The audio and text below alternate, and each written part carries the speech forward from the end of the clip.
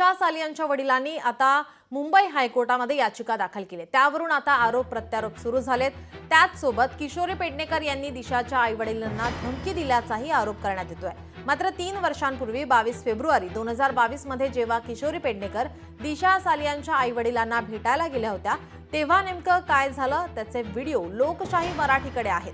आम्हाला शांततेत जगू द्या, तुम्हीही शांततेत जगा, आम्हाला त्रास देऊ नका, असं दिशा सालियांचे आई-वडील म्हणाले होते। या भेटीनंतर दिशा सालियांचे आई-वडील आणि स्वतः किशोरी पेडणेकर काय म्हणाल्या होत्या तेही पाहूयात। माझी विनंती आहे सगळ्यांना हात जोडून, पॉलिटिक्स हे एका बाजूला राहू दे। ज्या फॅमिलीचा कशाशीच काही संबंध नाही त्या फॅमिलीला आपल्या डर्टी पॉलिटिक्समध्ये ओढणं आणि त्यांना तकलीफ देणं हे अति म्हणजे महाराष्ट्राचं जे आपण नागरिक आहोत देशाचे, असं नाही आहे। त्या केसशी कोणाचाच संबंध नाही। ती एक मध्यमवर्गीय कुटुंबातली मुलगी होती, नुकतीच ती नावारूपाला येत होती। तिच्या स्वतःचा ती सेन्सिटिव्ह मनाची होती असं आईवडिलांचं म्हणणं आहे। मी सर्वांना विनंती करेन, परत हा विषय त्यांना त्रास होईल असं करू नका। तुम्हाला जे काही माहिती मिळवायची आहे ती ज्या पद्धतीने आपल्याकडे तपास केला जातो त्या तपासाअंती जे येईल ते येऊ दे ना, आम्ही तर कधीच ना करत नाही, पण त्रास देऊ नका या फैमिलीला।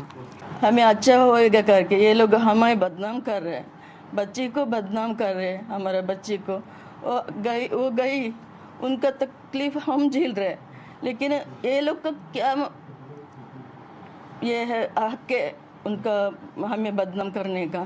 किसको भी दूसरे को किसको भी बदनाम करने का हक नहीं है ना। तकलीफ अपना तकलीफ लिखा है और हमें अभी आगे परेशान मत कीजिए करके उतना लिखा हुआ है। ज़्यादातर भाजपा के जो नेता है नारायण राणे और उनके बेटे नीतीश राणे, इनके द्वारा बार बार ये मुद्दा उपस्थित कर रहे, उनको इंडिविजुअल आप कुछ ये करेंगे, विनती करेंगे? उनको वही विनती करते हैं, हमें तकलीफ मत कीजिए। हम अपना बच्चे एकलौती बच्चे को खोया है। हमारा दर्द आपको समझ में नहीं आता शायद, लेकिन हमें ऐसा तकलीफ मत कीजिए करके मैं रिक्वेस्ट करती हूँ।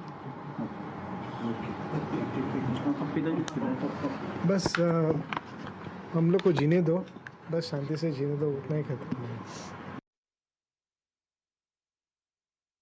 वर्षांपूर्वीची ही पत्रकार परिषद आपण पाहतोय ज्यामध्ये आम्हाला शांततेत जगू द्या असं दिशाचे पालक म्हणतायत।